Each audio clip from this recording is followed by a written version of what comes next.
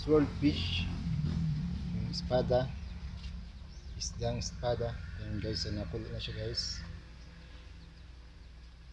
Yan guys, bali lalagyan ko siya ng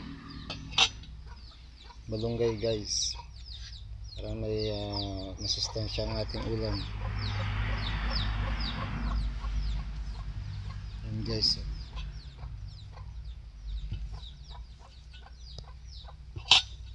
at saka kala maghintay sa tabing dagat tuwing umaga, libre ng ulam guys.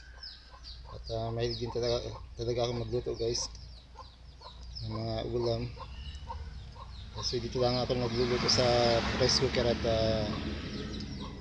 gagawa pa ako ng lutuan. Nasira kasi yung bahay namin na una, nasira ng bagyo, kaya dito muna ako sa rice cooker nagluto ng ulam.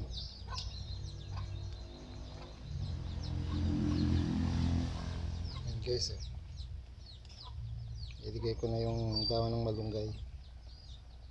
Yan guys, at